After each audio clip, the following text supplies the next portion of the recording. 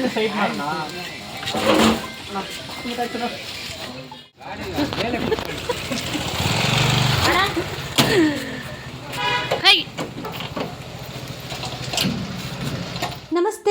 ನಮ್ಮ ಕುಟುಂಬ ಕನ್ನಡ ಬ್ಲಾಗ್ಸ್ಗೆ ತಮ್ಮೆಲ್ಲರಿಗೂ ಸ್ವಾಗತ. ನಾನು ನಿಮ್ಮ ಪ್ರೀತಿಯ ಕನ್ನಡತಿ ಭಾಗ್ಯ.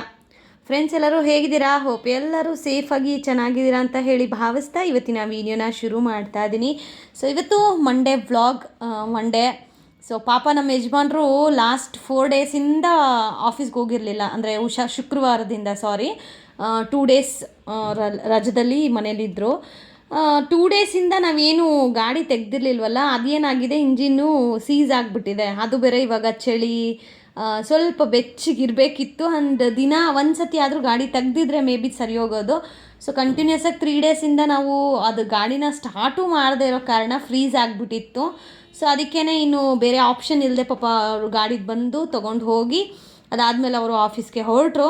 ಆ್ಯಂಡ್ ಇವಾಗಿರೋ ಚಳಿಗೆ ಗೈಸ್ ನಿಜ ಹೇಳ್ತೀನಿ, ಟೈಲ್ಸ್ ಎಕ್ಸ್ಪೆಷಲಿ ಗ್ರಾನೈಟ್ಸ್ ಎಲ್ಲ ಹಾಕಿರ್ತೀವಲ್ಲ, ಸೊ ನಾವಂತೂ ಕೆಳಗಡೆ ಬರೀ ಹಾಗೆ ಕುತ್ಕೊಳ್ಳೋಕ್ಕೆ ಆಗ್ತಾಯಿಲ್ಲ. ಲಿಟ್ರಲಿ ಲೈಕ್ ನಮ್ಗೆ ಇವಾಗ ಚಾಪೆ ಅಥವಾ ಮ್ಯಾಟ್ ಮತ್ತು ಕಾಲಿಗೆ ಚಪ್ಪಲಿ ಇದು ಏನಾದರೂ ಇರಲೇಬೇಕು, ಆ ಥರ ಆಗಿಬಿಟ್ಟಿದೆ.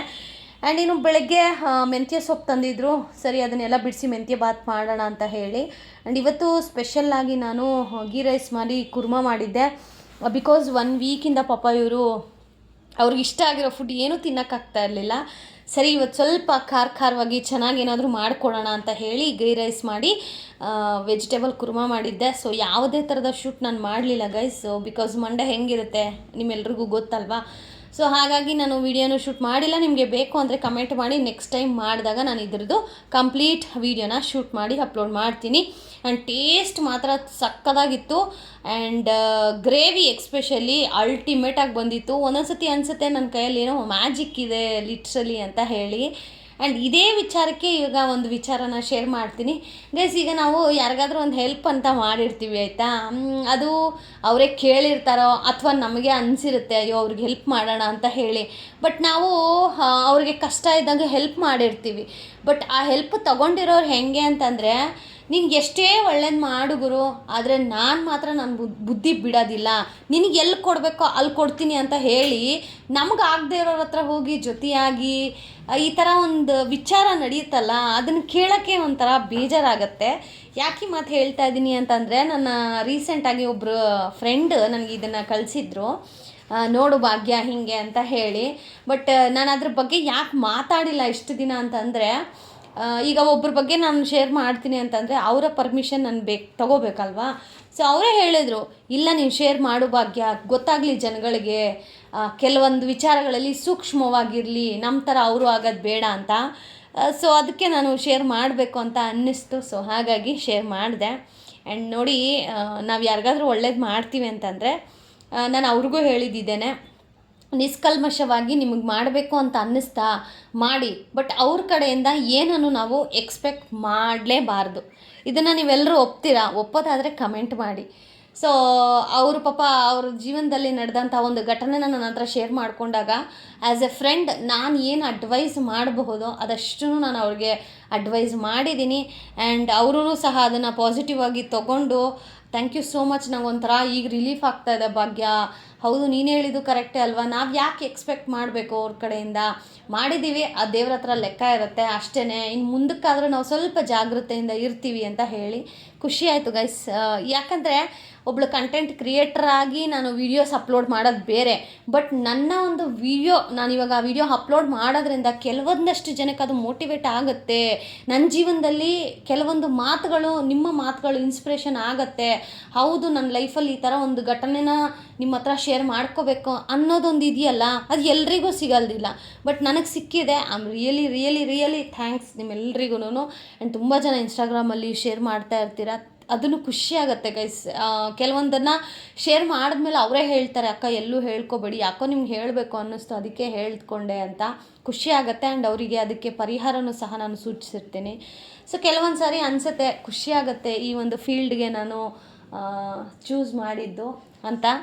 ಆ್ಯಂಡ್ ಈಗ ಇನ್ನು ರಾತ್ರಿ ಅಡುಗೆಗೆ ಅಂತ ಹೇಳಿ ಇಲ್ಲಿ ಅವರೆಕಾಯಿ ಎಲ್ಲ ತಂದಿದ್ದಲ್ಲ, ಸೊ ಹುಳಿ ಮಾಡೋಣ ರಾತ್ರಿಗೆ ಅಡುಗೆಗೆ ಅಂತ ಹೇಳಿ ಇಲ್ಲಿ ಹುಳಿನ ಮಾಡ್ತಾಯಿದ್ದೀನಿ. ಆ್ಯಂಡ್ ಅವರೆಕಾಯಿ ಬಿಡಿಸೋದು ಇದೆಯಲ್ಲ ಗೈಸ್, ಇದರಷ್ಟು ಟಫ್ ಅನ್ನೋದು ಯಾವುದೂ ಇಲ್ಲ ಸೀರಿಯಸ್ಲಿ. ಯಾಕಂದರೆ ಯಾರಾದರೂ ಜೊತೆಲಿದ್ದರೆ ಮಾತಾಡ್ಕೊಂಡು ಬೇಗ ಬೇಗ ಬಿಡಿಸ್ಕೊಬೋದು. ಬಟ್ ಒಬ್ಬರೇ ಬಿಡಿಸ್ತೀವಿ ಅಂತಂದರೆ ಇದು ಸಾಗೋದೇ ಇಲ್ಲ.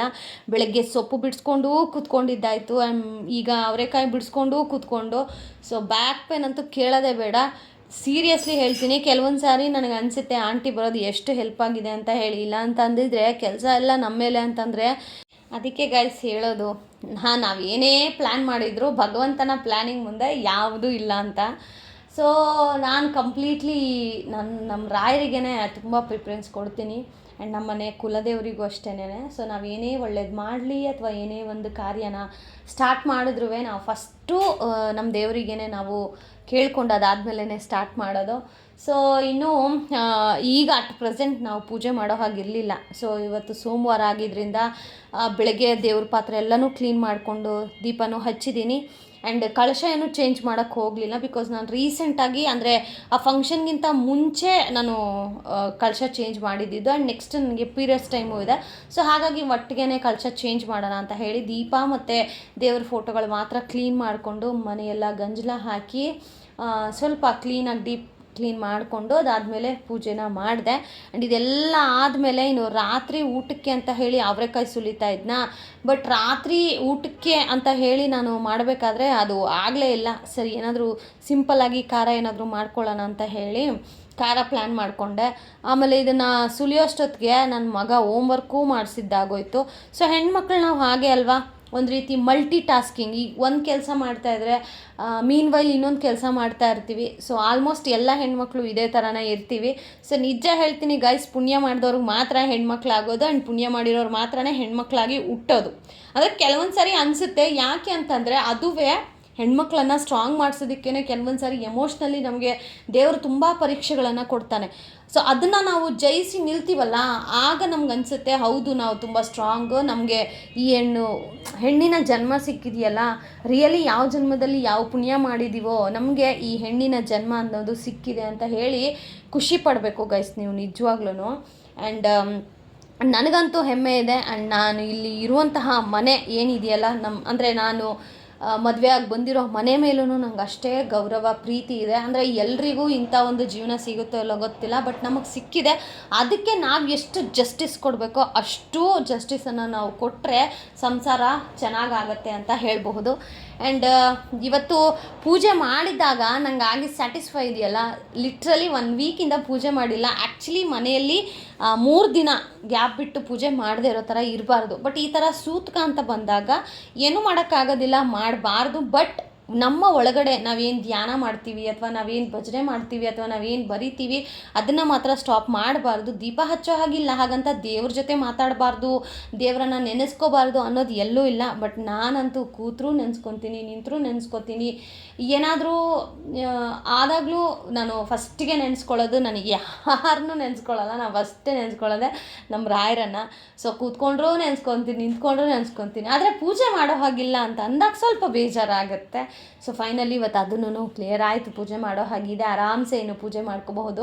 ಆ್ಯಂಡ್ ನಾನು ಹೇಳೋ ಪ್ರಕಾರ ಮನೆಯಲ್ಲಿ ನಾವು ಎಷ್ಟು ಸ್ವಲ್ಪ ಪೂಜೆಗಳು ಅಥವಾ ಈ ಸಾಂಬ್ರಾಣಿ ಹಾಕೋದು ಈ ಥರ ಎಲ್ಲ ಮಾಡೋದ್ರಿಂದ ಇನ್ ಕೇಸ್ ಎಲ್ಲೋ ಒಂದು ಮೂಲೆಯಲ್ಲೂ ನಮ್ಮಲ್ಲಿ ನೆಗೆಟಿವಿಟಿ ಅಥವಾ ನೆಗೆಟಿವ್ ಫೀಲಿಂಗ್ಸ್ ಇದೆ, ನೆಗೆಟಿವ್ ಥಾಟ್ಗಳಿದೆ ಅಥವಾ ನೆಗೆಟಿವಿಟಿ ಇದೆ ಅಂತಂದರೆ ಅದಷ್ಟು ನಾವು ಆಚೆ ಹಾಕಬಹುದು. ಬಿಕಾಸ್ ನಾವು ಮಾಡುವಂತಹ ಒಂದೇ ಒಂದು ಪೂಜೆಯಿಂದ. ಅದಕ್ಕೆ ಹೇಳ್ತೀನಿ ಪ್ರತಿಯೊಂದು ಸಾರಿ ಸಿಂಪಲಾಗಲಿ ನೀವು ಪೂಜೆನ ಮಾಡಿ ಅಂತ ಹೇಳಿ. ಸೊ ಇದು ಎಷ್ಟು ಹೆಲ್ಪ್ ಆಗುತ್ತೆ ಅಂತ ಅಂದರೆ ನಿಮ್ಮ ಜೀವನದಲ್ಲಿ ಸಕ್ಸಸ್ಸನ್ನು ನೋಡಲಿಕ್ಕೆ ಇದು ಹೆಲ್ಪ್ ಆಗುತ್ತೆ. ಏನಕ್ಕ ಯಾವಾಗಲೂ ಪೂಜೆ ಮಾಡಿ ಅಂತೀರ ಅಂತ ನೀವು ಅನ್ಬಹುದು, ನಿಮ್ಮ ಇಷ್ಟ. ಬಟ್ ಇದೇ ನನ್ನ ಫ್ರೆಂಡ್ ಸರ್ಕಲಲ್ಲಿ ಒಂದು ಮೇಡಮ್ ಇದ್ದಾರೆ. ಅಂದರೆ ನನ್ನ ಯೋಗ ಮಾಡಬೇಕಾದ್ರೆ ನನ್ನ ಕೊಲೀಗವರು, ಆ ಮೇಡಮ್ ಅವರು ಇದುವರೆಗೂ ಗೈಸ್ ಅವ್ರ ಮನೇಲಿ ಒಂದು ಪೂಜೆ ಮಾಡಲ್ಲ. ಬಟ್ ಅವರಿರೋ ಪೊಸಿಷನ್ ಎಂಥದ್ದು ಅಂತಂದರೆ ತುಂಬ ಒಳ್ಳೆ ಪೊಸಿಷನಲ್ಲಿದ್ದಾರೆ.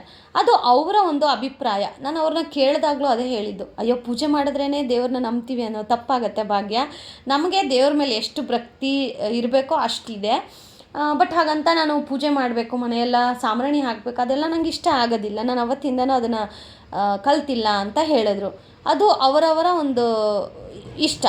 ಬಟ್ ಅವರು ಮಾಡ್ತಾ ಇದ್ದಾರೆ ಒಳಗಡೆಯಿಂದ. ಕೆಲವೊಬ್ಬರಿಗೆ ಒಳ್ಳೇದು ಮಾಡ್ತಾರೆ, ಊಟ ಇಲ್ಲ ಅನ್ನೋರಿಗೆ ಸಹಾಯ ಮಾಡ್ತಾರೆ. ಅದೂ ದೇವ್ರಿಗೆ ಪೂಜೆ ಮಾಡಿದಷ್ಟೇ ಫಲನ ಕೊಡುತ್ತೆ. ಬರೀ ಪೂಜೆ ಮಾಡಬೇಕಾ? ಅಲ್ಲ. ಕಷ್ಟದಲ್ಲಿದ್ದಾರೆ ಅವರಿಗೆ ಸಹಾಯ ಮಾಡೋದುವೇ ನೀವು ಪೂಜೆ ಮಾಡ್ತೀರಲ್ವಾ, ಅದರಲ್ಲಿ ಸಿಗುವಂಥ 100ರಷ್ಟು ಫಲಿತಾಂಶ ಸಿಕ್ಕ ಹಾಗೆ. ಇದನ್ನು ನೀವು ಅರ್ಥ ಮಾಡ್ಕೋಬೇಕು. ಯಾಕಂದರೆ ನಾನು ಇದನ್ನು ಡೈರೆಕ್ಟಾಗಿ ನೋಡಿದ್ದೀನಿ, ಕೇಳಿದ್ದೀನಿ. ಸೊ ಹಾಗಾಗಿ ಶೇರ್ ಮಾಡ್ತಾ ಇದ್ದೀನಿ. ಆ್ಯಂಡ್ ಇನ್ನು ಇಲ್ಲಿ ಅವರೆಕಾಯಿ ಇಲ್ಲಿ ನೋಡಿ, ಇದು ಹುಳಿಗೆ, ಇದು ಇದಕ್ಕಿದ ಬೆಳೆಗೆ. ಆ್ಯಕ್ಚುಲಿ ಇದರಲ್ಲಿ ತುಂಬ ಹಾದು ಹಾಕಿದ್ದೀನಿ.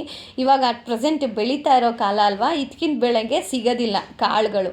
ನಾನು ಸ್ವಲ್ಪ ಅದರಲ್ಲಿ ಹುಡುಕಿ ಬಿಡಿಸಿ ಈ ಥರ ಸಪ್ರೇಟ್ ಮಾಡಿ ಇಟ್ಕೊಂಡಿದ್ದೀನಿ. ಈಗ ಇದು ಹುಳಿ ಸಾಂಬಾರಿಗೆ, ಅದು ಇದಕ್ಕಿದ ಬೆಳೆಗೆ. ಸೊ ಅದನ್ನು ನೆನೆಸ್ಬೇಕು. ಇವಾಗ ಇದನ್ನು ಫ್ರಿಜ್ಜಲ್ಲಿಟ್ಟು ಈಗ ಹಸಿ ಖಾರ ಏನಾದರೂ ಮಾಡಿ ಅಥವಾ ಹೀರೆಕಾಯಿ ಏನಾದರೂ ಖಾರ ಮಾಡಿ ಮುದ್ದೆ ಮಾಡ್ಕೊಳ್ಳೋಣ, ಪರ್ಯಂತಿಗೆ ರೈಸ್ ಇದೆ ಅಂತ ಹೇಳಿ.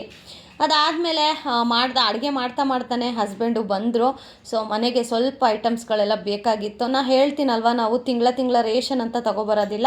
ಈ ಥರ ಯಾವಾಗ ಬೇಕೋ ಆವಾಗ ನಾವು ತೊಗೊಬರ್ತೀವಿ ಅಂತ. ಸೊ ಅದೇ ಥರನೇ ಇಲ್ಲಿ ನೋಡ್ಬೋದು ನೀವು, ಎಣ್ಣೆ ತೊಗೊಂಬಂದಿದ್ದಾರೆ. ಆಮೇಲೆ ಪರ್ಯಂತ್ಗೆ ಸ್ನ್ಯಾಕ್ಸ್ಗೆ ಅಂತ ಹೇಳಿ ಕೇಕ್ ತೊಗೊಬಂದಿದ್ದಾರೆ. ಆಮೇಲೆ ನನಗೂ ಅದರಲ್ಲಿ ಜೊತೆಗೆ ಹಾಲು, ಮೊಸರು, ಇದೆಲ್ಲವನ್ನು ತೊಗೊಂಬಂದಿದ್ದಾರೆ. ನೀವು ನೋಡ್ತಾ ಇರ್ಬೋದು ಇಲ್ಲಿ. ಸೊ ಈ ಥರ ಇರುತ್ತೆ ಗೈಸ್. ನಾವೆಲ್ಲ ತಿಂಗಳಿಗಿಷ್ಟು ಬಜೆಟ್ ಮಾಡಿಕೊಂಡು ಆ ಥರ ಎಲ್ಲ ನಾವು ಮಾಡ್ಕೊಳ್ಳಲ್ಲ. ಆಮೇಲೆ ಸೌತೆಕಾಯಿನೂ ತಂದಿದ್ದರು.